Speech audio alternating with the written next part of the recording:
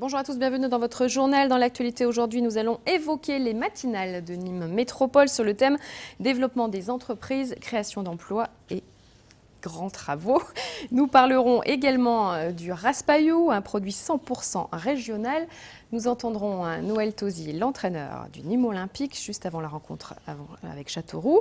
Et nous partirons du côté d'une exposition à la Bodeguita, celle de Nicolas Pinchinou. On commence tout de suite avec l'aglo, donc les matinales de Nîmes Métropole qui sont de retour en 2011. Première matinée ce vendredi 14 janvier sur le thème développement des entreprises, création d'emplois et grands travaux. Ces matinales sont des moments d'échange et de dialogue entre décideurs. Explication avec Franck Proust, délégué au développement économique, au micro de Nicolas Pinchinou. On a toujours tendance à ne parler que des gênes occasionnés par l'ensemble des travaux, mais c'était important aussi d'avoir un débat avec l'ensemble des entreprises du bâtiment et des travaux publics pour voir exactement quel était l'impact en termes de développement économique. Et bien aujourd'hui, quand on regarde la manne budgétaire, plus de 200 millions d'euros qui sont injectés, soit au travers de la ville ou de l'agglo, dans les travaux du Cadoro, dans les travaux du TCSP, dans les différents chantiers que nous avons sur la cité, certes, ça engendre beaucoup de gênes, mais également ça génère près de 500 emplois. Il était intéressant de dialoguer avec l'ensemble de ces entreprises pour pouvoir échanger. On a parlé des clauses d'insertion aussi. Si on veut que l'insertion soit une insertion durable, c'est-à-dire débouche sur des emplois durables, il faut que cette insertion se prolonge dans le temps et non pas quelques heures par chantier pour ensuite laisser un petit peu ces jeunes qui sont en difficulté dans la rue juste après le chantier. Dans une période difficile économique comme nous vivons, eh bien les collectivités locales peuvent être aussi des moteurs de croissance et des moteurs de l'économie. La prochaine matinale se déroulera le 25 février. Le débat portera cette fois-ci sur la mise en place du haut débit dans les zones d'activité d'intérêt communautaire de l'agglomération de Nîmes, le 25 février prochain donc. Dans le département du Gard, 8% des victimes de vol par ruse et de cambriolage ont plus de 65 ans. Devant ce constat, la préfecture a décidé de mettre en place un service volontaire citoyen. 4 personnes ont donc été recrutées et formées par les services de police pour intervenir auprès des maisons de retraite et clubs du 3e âge afin de conduire des actions de sensibilisation. Monsieur, est-ce que c'est possible d'avoir votre nom et votre numéro de téléphone ? Il a été constaté que ces personnes qui sont particulièrement vulnérables sont un petit peu plus victimes que des gens plus jeunes, notamment pour des escroqueries et des abus de confiance. Ce sont surtout des conseils qui sont donnés pour éviter qu'ils se fassent avoir dans des démarchages à domicile, sur Internet, parce qu'on s'est rendu compte que de plus en plus, il y avait des seniors qui allaient sur Internet, qui utilisaient Internet, qui faisaient des achats. Et bien sûr, ensuite, on leur donne des conseils beaucoup plus généraux qui là peuvent servir aussi à des gens plus jeunes, qui sont des conseils pour sécuriser leur domicile, ne pas laisser du courrier dans la boîte aux lettres, essayer de contacter leurs voisins, d'avoir une certaine solidarité avec leurs voisins, de façon à ce qu'ils se sentent un petit peu plus en sécurité.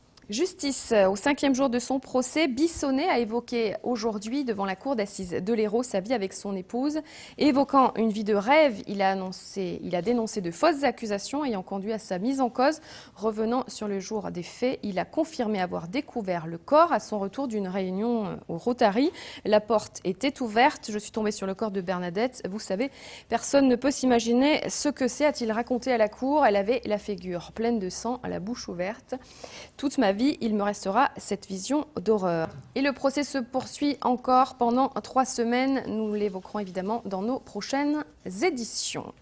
À l'heure où la loi Hadopi du 12 juin 2009 favorisant la diffusion et la protection de la création sur Internet qui va être renforcée pour mettre un terme au partage de fichiers lorsque ces partages se font en infraction avec les droits d'auteur des victimes, font appel de cette législation, comme James Clement, un gardois internaute condamné à 20 000 € d'amende en 2009 par la SACEM pour avoir téléchargé de la musique sur Internet. Il contre-attaque donc ce jeune homme.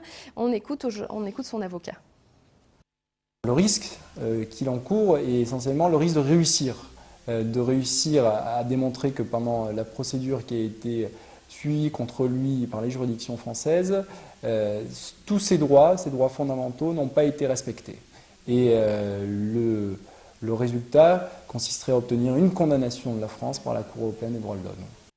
Voilà, il a présenté aujourd'hui ses motivations pour son action en Cour européenne des droits de l'homme. Il organise une soirée de soutien samedi pour l'aider à réunir des fonds lui permettant de financer son procès. Et récemment, le cinéaste Jean-Luc Godard lui a offert 1 000 € pour financer ses frais d'avocat.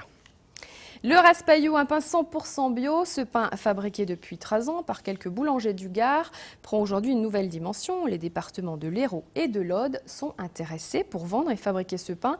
Autre nouveauté, les ingrédients qui composent le Raspaillou sont issus de la production gardoise. Le blé biologique est cultivé près du pont du Gard et le sel arrive des Salins d'Aigues-Mortes. En somme, un produit 100% régional. Franck Chassagnon. C'est en novembre 2007 qu'est né le pain bio 100% gardois, le Raspaillou. 3 ans après, il s'apprête à passer le cap régional. De militants du goût marque gardoise, il devient Sud de France. Les Gardois, qui sont des gens intelligents et visionnaires, avaient inventé le Raspaillou. L'idée était bonne, alors plutôt qu'inventer d'autres choses au niveau régional, on a souhaité que ça prenne une dimension justement régionale et que l'ensemble des agriculteurs de la région, que l'ensemble des boulangers de la région puissent commercialiser un pain 100% bio, 100% Sud de France, le Raspaillou. Le blé tendre, matière première de la fabrication de la farine, aujourd'hui produit en bio dans le Gard, le sera demain chez les voisins de l'Aude, de l'Hérault et des PO. La farine sera quant à elle fabriquée au moulin de Soré, du côté de Montpellier. C'est dans la logique même du démarche bio, je pense, de faire de la vente beaucoup plus locale, quoi. Donc déjà pour le bilan, enfin, ce qu'on appelle maintenant le bilan carbone, pour ne pas avoir trop de déplacements sur les produits que l'on vend. Je pense qu'il y a quand même un réel intérêt. En Languedoc-Roussillon, on compte presque une exploitation sur 10 qui est déjà passée en bio. Un des objectifs du conseil régional serait à présent de faire de la marque Ombrelle Sud de France un modèle du bio en France. Le Raspaillou devrait dans le courant d'année 2011 être fabriqué et vendu dans une 60aine de boulangeries de la région. En bref, pour une autre économie, un colloque est organisé face à l'actionnariat dominant, qui est l'intervention des salariés dans la gestion. C'est un colloque donc qui se déroule tout le week-end au lycée d'Audet, samedi de 10h à 13h et le dimanche à l'hôtel Novotel Atria de 10h à 13h également. Et c'est Jean Matouk donc qui présentera ce colloque. Nous poursuivons maintenant avec du sport. Un mot de sport et le Nîmes Olympique qui se déplace à Châteauroux. Un match qui risque d'être accroché avec d'un côté une équipe de Châteauroux à égalité de points avec les Crocos, mais qui ne trouve pas le chemin de la victoire depuis 4 matchs. Et de l'autre, des Nîmois 9e au classement qui reste invaincu depuis l'arrivée de Noël Tauzy. Noël Tauzy qu'on écoute au micro de Christophe Chez, l'entraîneur bien sûr du Nîmes Olympique. Je pense que c'est une belle équipe, on le sait. C'est une équipe qui a fait un départ en fanfare, qui a fait un très bon match. J'ai vu le match ici, je me rappelle, avec Dupuis en pointe, qui était un local. Ils ont fait un superbe match ce jour-là et méritaient le point du match nul. Bon, il va falloir, c'est le premier match retour. Nous, on est sur une belle dynamique encore. On a bien travaillé cette semaine, même si on sait que ça va être un petit peu plus dur. Parce que justement, cette équipe, c'est un petit peu une anomalie qu'elle ait 4 matchs sans victoire. Ils vont vouloir se rattraper, mais bon, c'est vrai qu'actuellement, on est pas mal. Voilà, le coup d'envoi sera donné demain samedi à 15h au stade Gaston Petit à Châteauroux. On y revient évidemment dans Miroir des Sports dès lundi. Et le tirage au sort des 16e de la Coupe de France est connu. La décision a été prise hier soir. Le match du Nîmes Olympique contre Nancy se jouera le samedi 22 janvier à 17h au stade des Costières. On ouvre notre page culture, cette fois-ci avec une exposition de Nicolas Pinchino, journaliste à Télé Miroir. Il est également photographe et vous invite pendant toute la durée du festival Flamenco à la Bodeguita de Nîmes. Il poursuit sa thématique andalouse avec cette fois-ci des Vierges andalouses. Focus donc sur cette exposition de Nicolas Pinchino. Le festival du flamenco à Nîmes rassemble de nombreux amateurs chaque année. Et en off du festival, vous pouvez bien sûr découvrir de nombreuses expositions. C'est le cas au Royal Hotel à la Bodeguita du 13 au 21 janvier avec l'artiste Nicolas Pinchino qui expose ses photographies. Nous l'avons rencontré, enfin il s'est rencontré lui-même. Vous avez déjà fait plusieurs expositions. Aujourd'hui, vous avez choisi la thématique de ces vierges andalouses. Alors pourquoi avoir choisi ces vierges? Ça fait 3 ans que je travaille justement sur ce thème un peu andalou, espagnol.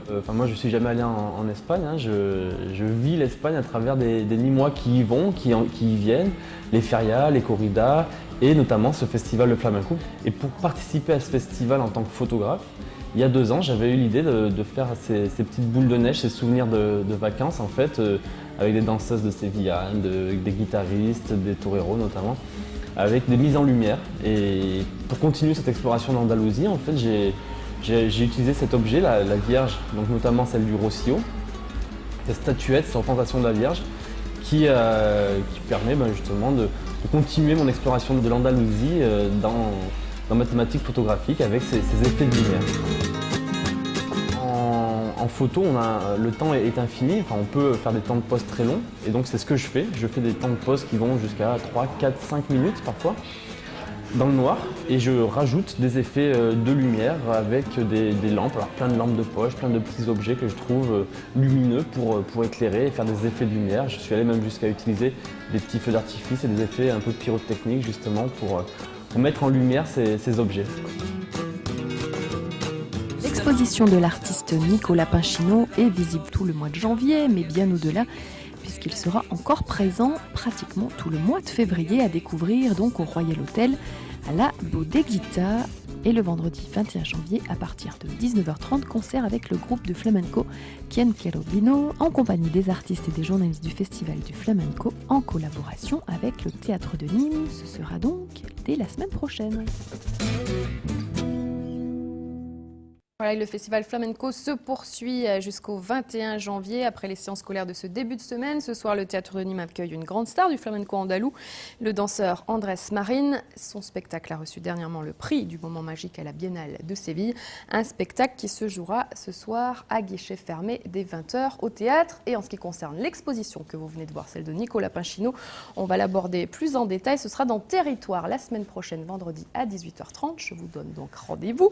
Et un autre rendez-vous, ce sera lundi pour le direct dans les allées du direct avec Miroir des Sports. Et vous retrouverez évidemment toute l'actualité à 19h30 en compagnie de Franck Chassagnon. Votre week-end, évidemment, toutes les diffusions de vos émissions préférées samedi et dimanche. Bon week-end à tous et à lundi pour le direct.